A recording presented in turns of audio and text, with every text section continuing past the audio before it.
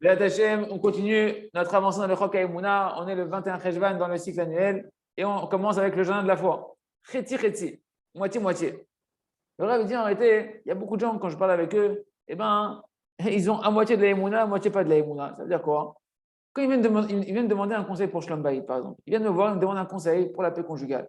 Et moi, je leur explique que toutes les souffrances qu'ils ont dans leur problème de paix conjugale, je leur dis qu'en réalité, toutes les souffrances qu'ils disent chez Aïcha Goremetlem, que c'est la femme, elle me fait souffrir, etc. Non, c'est pas la femme, c'est Hachem, c'est Akadosh Baruch Hu. Et qu'il n'y a que la teshuva que tu vas faire toi qui va te permettre d'avoir le shlom bayit avec ta femme. Et qu'est-ce qu'ils me répondent les gens? Ils disent le Rav. Ils répondent, mais oui, bien évidemment, on est d'accord avec vous, Rav. Tout c'est Hachem. Mais pourquoi elle fait ça quand même? Pourquoi elle m'a fait ça? Elle ne comprend pas qu'elle est en train de détruire la maison et les enfants. Le Rav, il dit, tu vois, en réalité, les gens, tu te rends compte, il y a des personnes, ils en sont à un niveau où malgré tout, ils restent avec leur mais. Mais ils veulent continuer à voir les gens comme une réalité et ils sont comme ce chien qui mord le bâton et qui ne regarde pas qu'il y a quelqu'un qui tient le bâton. Il ne regarde pas quelqu'un qui. C'est Hachem qui tient le bâton. La femme, ce qui joue le rôle du bâton. Et toi, tu es comme le chien. Tu regardes que le bâton, tu n'as pas la conscience qu'il y a quelqu'un qui tient le bâton. Et ils ne comprennent pas qu'en réalité, la délivrance, ça peut venir très rapidement. Simplement s'ils se réveillent à réparer ce qu'ils doivent réparer en eux-mêmes. Et vu qu'ils ne font pas ça, alors ces gens-là, mesquinim, ils restent avec leurs problèmes, ils restent avec leurs souffrances dans leurs âmes, ils restent avec leurs accusations, et ils restent avec leur raisonnement que oui, j'ai raison, j'ai raison. Et le Rav me dit, ces gens-là, il faut leur dire, ah très bien, tu veux avoir raison, tu veux toi avoir raison, tu veux toujours avoir le dernier mot, il n'y a pas de problème. Continue d'avoir raison. Mais ta vie, elle continuera à être un guéhinnom. Ta vie, ça sera un enfer, une à saute. Ou bien, tu vas désirer de voir la vérité, que le problème, il est chez toi. Et tu vas bien vouloir accepter de t'arranger à toi, de vouloir commencer à vivre avec Emouna, avec foi, qu'il n'y a rien à mieux que de Baruch. Et à ce moment-là, ta vie va commencer à devenir un vrai Gan Eden, un vrai paradis. On va dit c'est impossible de fuir la réalité. Un homme, il est venu sur terre pour avoir de la Emouna, un point, c'est tout. Tu dois travailler ta foi qu'il n'y a rien à mieux que de Baruch et que tous tes problèmes, même dans le Shlom Bayit ou n'importe quel domaine, ils viennent d'Akadosh Baruch Hu, il n'y a que Hachem avec qui tu dois t'occuper pour solutionner ton problème. Tu es dans les mains seulement et uniquement d'Hachem, ni de ta femme, ni de ton associé, ni de ton Yetzirara. Tu es dans les mains d'Hachem. Et il n'y a que Akadosh Baruch Hu, quand il décidera que tu auras fait le travail que tu dois faire, qu'il décidera que ces souffrances-là vont te quitter. Un homme, il doit savoir cette chose-là de manière très claire, que son libre arbitre, il est entre ses mains. Le sort de ta vie, il est entre tes mains, entre les mains de personne d'autre. Ta vie, elle est entre tes mains, elle n'est pas dans les mains de qui que ce soit. Parce qu'en réalité, la vie de chacun, elle ressemble bidiouk exactement aux actions que tu as envers Akadosh Baruch Hu. Comment tu agis dans ta vie envers Hachem, comme ça ta vie, elle ressemble en réalité après. Et il n'y a pas de réalité dans ce monde-là où un homme, il souffre pour rien. Ça n'existe pas, c'est de l'hérésie. Et lorsqu'un homme il va faire tchouva sur la cause de ses souffrances, alors tout va se transformer pour le bien pour lui. Et même celui qui était son pire ennemi, qui le haïssait, il va devenir son meilleur allié. Et même si c'était sa femme, Shalom, qui voyait qu'elle a l'impression qu'elle dit je te hais, etc., Shalom, s'il fait tchouva, sa femme va retrouver son amour pour lui, merci Hachem. On continue avec le jardin des louanges. Maintenant, je vais remercier Hachem. Quoi que maintenant? La Gemara nous dit dans Masechet Brachot, page 7, que Rabbi Yochanan, il a dit de Rabbi Shamba Yochai, depuis la création du monde, il n'y a pas eu une personne qui est venue remercier Akadosh Baruch Hu jusqu'à ce que Léa, elle arrive, Léa, la femme de Yaakov, et qu'elle dise Apa, Modé et Hachem, maintenant je vais remercier Akadosh Baruch Hu. Et le Griff Fisher, Rabbi Fisher, dans son livre Ebenezer Israël, sur la parashat d'Haïté, il pose une question extraordinaire qui est évidente, la question. Il dit, mais je ne comprends pas. Quoi, vraiment, il n'y a personne jusqu'à Léa, il n'y a personne qui a dit merci à Kadosh Baruch Hu. Quoi, Abraham Avinu, il n'a pas remercié à Kadosh Baruch Hu. Je ne peux pas dire, je parie Abraham, Israël, Yaakov, ils n'ont pas remercié à Kadosh Baruch Hu. En plus, surtout qu'il y a une halakha. Il y a une halakha, une personne qui vient de naître, une personne qui vient d'avoir un enfant, il doit faire la bracha, Tov Ametiv, qui est bon, qui fait le bien. Donc tu dois remercier Hachem que tu as eu une naissance. Et c'est sûr qu'Abraham Avinu, on sait qu'il a accompli toute la Torah Kula. Donc même Abraham Avinu, il a fait la bracha de la Tov Ametiv, il a remercié à Kadosh Baruch Hu sur ses enfants. Parce que c'est marqué dans le Maseret Kiddushin, page 82, que même les halachot des Rouvé Tavshilin, qui sont des halachot des Rabbanan, que les rabbins ils vont enseigner plus tard dans les générations, eh bien, il les accomplissaient déjà, Abraham Avinu. Alors quoi, il n'a pas accompli l'halakha de remercier pour les naissances qu'il a eues, Abraham Avinu? Bah, dès qu'il a remercié. Tu me dis que Léa, quand elle a eu Yehuda, qu'elle a enfanté Yehuda, qu'elle a dit pour la première fois merci à Kadosh Baruch Hu, c'est pas compréhensible. D'accord? Et c'est connu le Midrash, qu'Adam Arishon, dès qu'il a vu que sa teshuva, après la faute qu'il a fait teshuva, d'accord?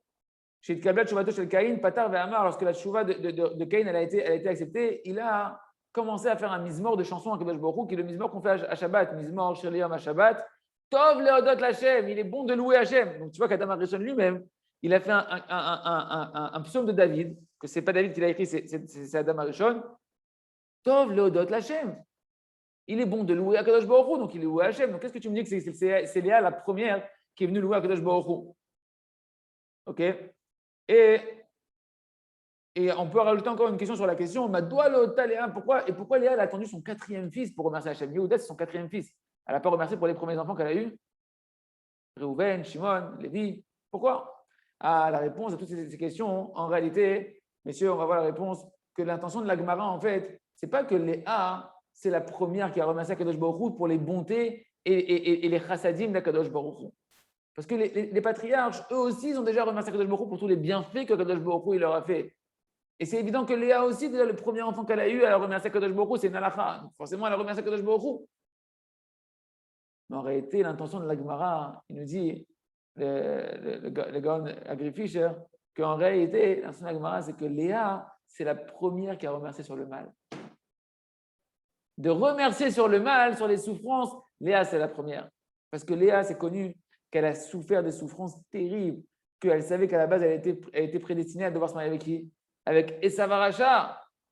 Combien elle a fait de prières et de pleurs pour ne pas tomber, ne pas devenir la femme de Esav. Je sais que ses yeux, elle a perdu ses cils, tellement elle pleurait de prières pour pouvoir ne pas tomber dans les mains de Esav. Et après, elle a été rabaissée encore une fois d'autres souffrances que son père Lavan. Il l'a forcée à se marier avec Yaakov sans que Yaakov soit au courant. C'est-à-dire qu'elle est partie se marier avec Yaakov, malgré elle, sans que Yaakov il la désire. Quelle honte!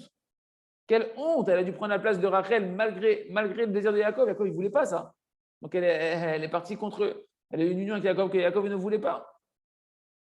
D'accord? C'est pourquoi jusqu'à ce qu'elle n'ait eu Yehuda, tant qu'elle n'avait pas Yehuda, elle vivait dans la souffrance. Elle avait des souffrances terribles. Pourquoi je suis haï? Pourquoi j'étais prévu d'aller chez Esav? D'accord? Pourquoi, même quand j'étais mérité d'être la femme de Yaakov, il ne me désirait pas. Et j'étais passé par une ruse de mon père pour m'obliger d'aller avec lui. Pourquoi je suis tout le temps obligé d'avoir ce sentiment d'être haï et d'être moins bien que ma sœur Rachel, etc. Pourquoi? Mais en réalité, tous ces mauvaises ressentis qu'elle avait négatifs d'incompréhension, elles se sont enlevées lorsqu'elle a eu Yehuda. Dès qu'elle a eu Yehuda, elle a eu une nouvelle compréhension qui est venue dans sa tête. Elle a eu une nouvelle perception. Parce que Yehuda, c'était le quatrième enfant. Et elle savait que maintenant, elle allait avoir une part supérieure aux autres matriarches. Elles étaient 4 femmes de Yaakov. Elle savait par Ruach Kodesh qu'elle devait avoir 12 enfants. D'accord? Et donc, la part égale, ça arrêtait que normalement, s'il y a 12 enfants, il y a 12 enfants pour 4 matriarches, il devrait y avoir 3 enfants par matriarche. Or, si elle, maintenant, elle en reçoit un quatrième, c'est-à-dire qu'elle a reçu beaucoup plus que les autres. Elle a reçu une part supplémentaire par rapport aux autres. Et elle a compris d'un coup que Bémet, tout ce qu'elle avait vécu, c'était pour son bien. Toutes les souffrances qu'elle avait eues, en réalité, elles étaient pour son bien et elle a commencé à l'accepter. Même le sentiment d'être haï et détestée, elle a commencé à l'accepter parce qu'elle a compris que par toutes ces souffrances-là, elle a mérité de pouvoir une part supérieure aux autres matriarches. Parce qu'elle est passée par des souffrances que les autres ne sont pas passées, elle a pu mériter d'avoir une part supérieure. Et c'est pour ça qu'elle a dit, maintenant je remercie Akadosh Baruch Hu. Maintenant je remercie Hachem sur toutes les souffrances que j'ai eues jusqu'à présent. Et c'était Kedaï. Oui, je ne les regrette pas et je suis content qu'elles sont passées par moi, ces souffrances-là, pour que sortent de moi 4 enfants extraordinaires. De qui va sortir quoi? La Lévia. Tous les Lévi'im, ils sortent de Léa. La Keuna, les Kohanim, ils sortent de Léa. La royauté du Mashiach, elle sort de Léa. Elle a tout, Léa. Elle a Kohen Lévi, elle a la royauté d'Israël, elle a Mashiach, elle a tout eu. Pourquoi? Parce qu'elle a traversé ces souffrances-là. Et qu'elle s'est battue dans la Emouna. Elle s'est battue dans la Emouna. Et à ce moment-là, elle a remercié Akadosh Baruch Hu. Quand elle a vu qu'elle a eu une part supplémentaire, qu'elle a eu Yehuda, qui est la royauté, même la royauté, même Mashiach ben David, il va venir d'elle, etc. Elle a dit, ouais, merci Hachem que j'étais haï. Merci Hachem que j'ai eu. Merci Akadosh Baruch Hu que j'ai eu toutes ces souffrances-là, etc. Parce que maintenant, je comprends que toutes ces souffrances-là, en réalité, elles étaient pour mon bien. Merci Hachem. Merci Akadosh Baruch Hu. On continue avec le livre À travers champs et forêts. Korah, pour qu'on fasse, Béat Hachem, aujourd'hui notre heure d'Hilbot des doutes. La force d'une prière la plus simple. Il faut savoir qu'en réalité, mes amis, lorsqu'on fait Hilbot des doutes, lorsqu'on fait une heure d'Hilbot des doutes, où on s'introspecte là-bas, qui paraît si simple que ça, eh ben, elle a une force terrible, cette des doutes. Elle peut protéger le monde entier. Marqué dans Sichot Haran, dans l'enseignement 70, là-bas, il dit Rabbeinu, est-ce que c'est possible qu'on puisse laisser à Kadosh Baruch Hu de faire des mauvais décrets sur le Ham Israël dans le monde? On n'a pas le droit de laisser Hachem faire des mauvais décrets. On se doit de l'appeler, il nous dit Rabbeinu. On se doit d'appeler à Kadosh Baruch Hu et de le sortir de ses occupations dans lesquelles il est occupé de vouloir faire des mauvais décrets dans le monde. Par rapport à nos fautes, bien évidemment, pour nous ramener dans le droit chemin. Mais que nous en préserve, on ne veut pas ces choses-là. Et on doit l'appeler là-bas. On doit l'attraper à Kadosh Baruch Hu de là où il est occupé à faire des xérodes et des mauvais décrets, de l'obliger à détourner ses pensées de là-bas et de se tourner vers nous. C'est-à-dire de l'attraper, de dire on veut te parler, papa. On veut te parler avec toi, on veut te demander que tu nous rapproches de ton service divin, Shem Idbarah. Et lorsqu'il nous dira lorsque un des bénis Israël, il veut parler avec Hachem pour déverser ses paroles et son cœur devant Kadosh Baruch Hu, pour se rapprocher d'Hachem, alors Hachem, qu'est-ce qu'il fait à ce moment-là? Il laisse toutes ses préoccupations. Tous les mauvais décrets qu'il était en train, que les accusateurs étaient en train de faire, de mettre de Kadosh Baruch Hu, il annule tout. Et qu'est-ce qu'il est en train de faire maintenant? Il laisse tout de côté et il se tourne vers toi. Toi qui viens lui parler, cet homme-là qui veut parler à Kadosh Baruch Hu, qui est en train de déverser des paroles toutes simples sur sa situation spirituelle, et qui demande de l'aide à Kadosh Baruch Hu de se rapprocher de lui, Hachem, il laisse tout et il s'occupe de lui. Qu'est-ce qu'on apprend de cette parole extraordinaire de Rabbeinu, cette sira extraordinaire de Rabbeinu à Kadosh? Que n'importe quel homme ou femme, que ce soit un adulte ou un jeune, peu importe le niveau dans lequel il est, petit niveau, grand niveau, même l'homme le plus simple, même l'homme le pire de la terre, même le plus grand rachat de la terre, le plus grand faiseur de la terre, il a la possibilité, le mérite de pouvoir parler à Kadosh Baruch Hu, se tourner vers Kadosh Baruch Hu et lui demander à Kadosh Baruch Hu, peu importe ce que tu as fait, peu importe de là où tu es, qui te rapproche de lui. Qu'est-ce qu'il fait Hachem? Hachem, il abandonne tout, peu importe qui tu es, peu importe où tu en es. Il abandonne tout à Kadosh Baruch Hu tellement c'est précieux pour lui. Il se tourne vers toi, il écoute ta prière. Et par ce mérite-là, que tu te tournes vers Hachem, Kadosh Baruch Hu, à ce moment-là, il est en train de sauver le monde entier. Parce qu'il ne s'occupe plus du reste. Il ne s'occupe plus de tous les mauvais décrets qu'il devait faire dans le monde. Qu'il aurait dû faire à ce moment-là où il s'occupe de toi. Il se trouve que si en réalité, on avait une chaîne ininterrompue de 24 heures des doutes, non-stop, véritablement, non-stop, où véritablement on désire, pas on est là, on est sur la chaise, on désire se rapprocher de Dieu, on a un désir de cacher un rapprochement de toi, on veut se rapprocher de toi, etc. Alors, qu'est-ce qui se passerait? Le monde, il serait protégé, les gars. Ouais. Il n'y aurait aucun décret qui pourrait se faire dans le monde. Et on raconte que justement, avant que ça explose, la Deuxième Guerre mondiale, eh ben, les restés Bresla qui étaient en Pologne, les Anche Pauline, ils ont fait une chaîne doutes. Ils faisaient une chaîne ininterrompue de doutes pour pouvoir protéger. Ils savaient qu'il y avait des xéros qui étaient en train de se réparer, marcher mal, pour qu'il y ait constamment quelqu'un qui fait une doutes et qui protège le monde. Et la transmission, elle est que quand il y a eu un événement qui fait qu'ils n'ont pas pu continuer la chaîne, comme ça, le décret de la Seconde Guerre mondiale, il a commencé. Et la chaîne Ishmor, cette terrible guerre, elle a commencé. Combien on doit se renforcer de faire notre œuvre des doutes? Combien on ne se rend pas compte qu'on est une mauvaise anava de nous-mêmes, une petite anava de dire qu'est-ce que je suis, Hachem m'écoute, oui, Hachem t'écoute. Et c'est tellement précieux qu'Hachem il oublie tout, il arrête tout. C'est bon, que chacun fait son œuvre des doutes et qu'il sache qu'il a le mérite de protéger le monde entier pendant son œuvre des doutes. On continue avec le livre Le Jardin de la Sagesse. Pour pouvoir mériter de pouvoir percevoir et d'acquérir la vérité que tu as compris maintenant. Une personne qui a compris la vérité, qu'il est loin, que c'est ça la Torah, qu'il faut préserver ses yeux. Et moi, j'en suis là. Comment je fais maintenant pour pouvoir passer et mériter de pouvoir concrétiser cette vérité que j'ai compris? Aïkar, il dit le Rav, c'est que maintenant la personne elle doit être forte d'avoir confiance en elle-même. Tu dois avoir foi en toi-même. Léamine Beatzmo, d'avoir foi en toi. C'est-à-dire quoi? C'est quoi avoir foi en soi? D'avoir confiance que par la force de ta prière, tu peux obtenir n'importe quelle chose que tu désires. Et si on parle du spirituel, entre autres. D'accord?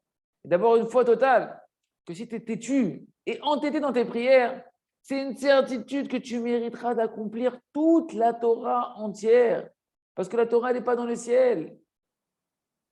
Et lorsque la Torah ou les tzadikim, ils nous ordonnent de faire une quelconque volonté d'Akadosh Baruch Hu, c'est une certitude on peut l'accomplir par la force de notre prière. Mais pour ça, il faut au moins reconnaître la vérité. Il ne faut pas se mentir à ça et dire non, ce n'est pas pour moi, ça c'est trop dur, c'est abusé, etc. Non, il faut reconnaître la vérité et commencer à aspirer à cette chose-là. Et en réalité, tout ce processus-là qu'on a décrit, il peut se mettre en marche uniquement lorsqu'une personne reconnaît la vérité. Mais si une personne ne reconnaît pas la vérité, alors le processus il commence pas. Parce que qu'est-ce qui se passe? Le fait qu'il ne reconnaît pas la vérité, eh ben, l'envie, elle ne se réveille même pas dans l'homme. La volonté, elle commence même pas parce que lui, dès le début, il a détourné la vérité, donc il n'a même pas envie d'y aspirer. Et au Merchad Veshalom, ça va même être un temps de lui d'être contraire, d'aller à l'encontre de ce qu'il vient d'étudier, de ce qu'il vient d'entendre. Et donc, forcément, il ne peut même pas commencer à passer dans les étapes d'après de la progression, de pouvoir progresser dans le service divin. Au contraire, il s'écarte de pas en pas. Tout ça pourquoi? Parce que dès le début, il a falsifié, il a rendu caduque la Torah, il n'a pas voulu accepter la Torah, le émet qu'il a vu. Pourquoi? Parce qu'il a vu que c'était trop dur pour lui. Et c'est trop dur pour moi, laisse tomber, c'est pas pour moi. Ah, c'est pas pour toi. Tu crois pas qu'Hachem peut t'aider à accomplir la Torah qu'il t'a donnée? Tu pourras même pas commencer alors.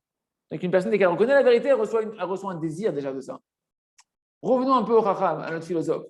Le fait même que notre philosophe, il est arrivé maintenant, notre Chacham, il est arrivé, notre sage, il est arrivé au fait qu'à la conclusion, qu'il faut commencer à regarder un peu le but de la vie. Il faut arrêter de vagabonder et de faire du tourisme dans la vie. C'est quelque chose d'extraordinaire qu'il arrive à cette conclusion-là. Mais la question maintenant qui se pose, c'est avec quel maintenant outil il va continuer à réfléchir sur le but de la vie.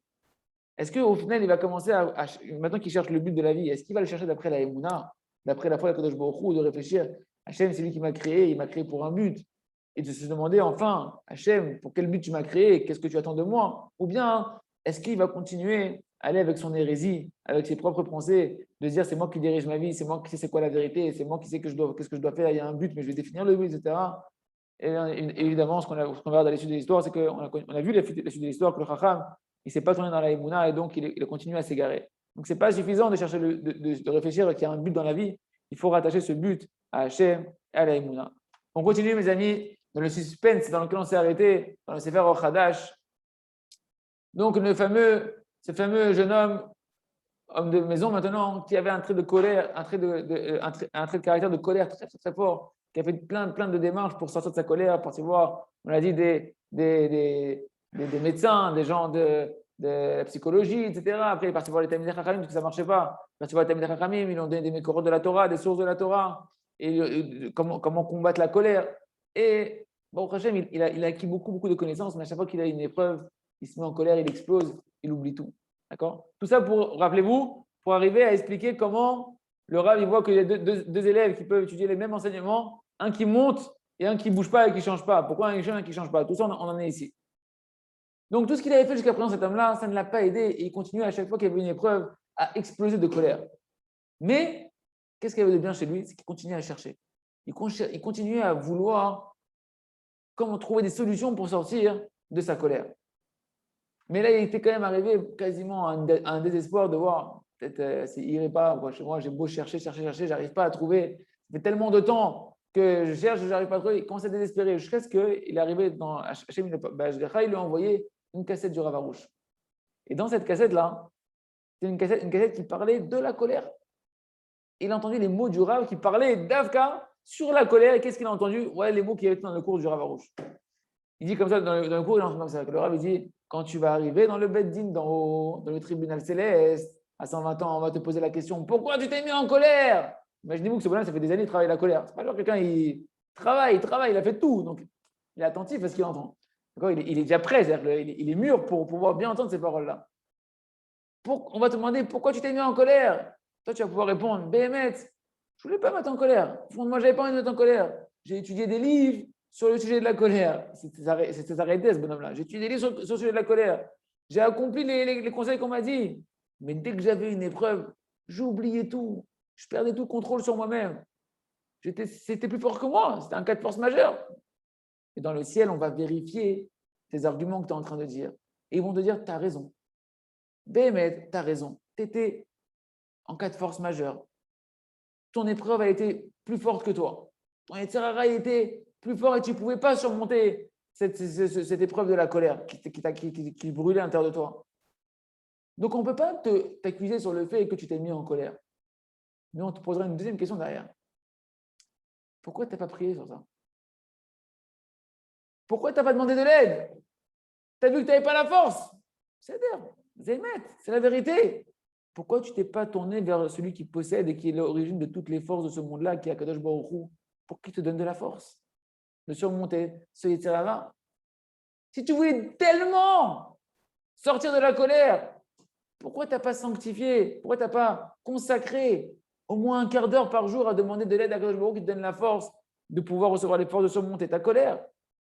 Sur ça, tu n'auras pas de réponse. Sur ça, on va t'accuser. Et sur ça, on va te faire payer, Chas Shalom, ce que tu as manqué à ton devoir. Et le Rav a continué, il disait, mais si jamais tu as prié tous les jours un quart d'heure, une demi-heure tous les jours sur la colère, et que même si après, malgré tout, tu es tombé, il n'y aura aucune accusation sur toi là en haut. Mais si tu n'as pas prié et que tu n'as pas demandé à Kadosh Baruch Hu de l'aide pour surmonter ta colère, aucune réponse ne pourra être acceptée après cette question-là qu'on te posera dans le ciel. Comme ça, le Rav a dit dans la cassette que ce bonhomme-là, il a entendu. Alors c'est vrai que cet homme-là, quand j'ai eu cette cassette-là, il est encore très loin d'accomplir la Torah et les mitzvot, encore très loin du chemin de la tfila. Mais ces paroles simples qu'il avait entendues, qu'il y a un créateur dans le monde qui est là et qui peut et qui veut l'aider, et qui peut l'aider, et qu'on a juste à se tourner vers lui, à lui demander, elles sont rentrées dans son cœur, elles ont commencé à réveiller son cœur. Et cette solution qui était tellement simple, qui est accessible à n'importe quel homme de n'importe quel niveau, il ne l'avait encore jamais entendu. Personne ne lui avait donné ce conseil aussi simple. Parti pour des spécialistes, des machins, des talmudaires, personne ne lui a donné ce conseil aussi simple. Et il avait vu, d'après déjà tout son parcours, hein, ça fait un moment qu'il traîne ce désir de sortir de la colère-là, qu'il n'y a aucune solution qui l'a véritablement aidé. Alors ces paroles-là nous ont donné un nouvel espoir, un nouveau souffle à l'intérieur de lui. Et tout le désir qu'il a cultivé pendant des années de vouloir sortir de cette colère-là, eh ben, il l'a mis complètement dans ce conseil-là de prendre un quart d'heure par jour, une demi-heure par jour, de venir tous les jours parler à Kadosh Baruch Hu. Il a commencé à consacrer un moment dans la nuit, après le travail, d'aller dans un endroit là-bas où il était seul. Et tous les jours, il allait là-bas, il suppliait à Kadosh Baruch Hu de l'aider avec ses mots simples à lui. Et il n'avait rien de plus que cette cassette-là. Il venait avec ses mots, il parlait à Kadosh Baruch Hu de sa colère, aide-moi sur la colère, je ne vais pas me mettre en colère. Sauve-moi de la colère, Kadosh Baruch Hu, annule-moi cette mauvaise caractère de la colère. Aide-moi dans les épreuves, etc. Il a multiplié les prières avec ses mots à lui. Et en particulier, lorsque lui pensait que c'était des moments où il risque il est peut-être qu'il a fait des avéros, il a fait des choses, ou des moments où c'est Kippour, ou je ne sais pas, des moments où il pensait que c'est des moments où il faut multiplier la tchouva. Alors là, il allongeait encore plus ses prières. Il faisait des prières encore plus longues. D'accord? Pour que Kadosh Baruch Hu, il aide. Et pour lui, ce n'était pas du tout facile. Il raconte que ce n'était pas du tout facile, parce que des fois, il pensait qu'il parlait avec lui-même tout seul, stable, que Kadosh Baruch Hu, il n'y a personne qui l'écoute, alors, il avait envie d'arrêter, mais il voulait tellement il voulait voir des changements à l'intérieur de lui, qu'il voyait qu'il n'y avait pas d'autre conseil, qu'il n'avait pas d'autre chemin. Et la vérité qui brûlait à l'intérieur de lui, la vérité à l'intérieur de lui qu'il avait, il entendait une voix de vérité que ce chemin-là, c'est ton vrai espoir. Ce chemin-là, il peut t'amener vraiment à quelque chose. Donc, il s'est accroché de toutes ses forces. Sa seule corde qu'il avait encore pour se maintenir et pas tomber dans le ravin. C'était ce conseil-là de faire une bonne doute, de prier tous les jours, un zman, minimum un quart d'heure, une demi-heure, tous les jours, que sur ce sujet-là. Et tous ces désirs de vouloir changer, de sortir de la colère, il les a mis dans ce conseil-là, dans ces paroles simples avec Kadosh Baruch Hu, dans ces supplications Kadosh Baruch Hu de le sauver. Et ça, il n'a pas renoncé. On verra la suite demain, il Hashem, dans le Chok HaEmunah.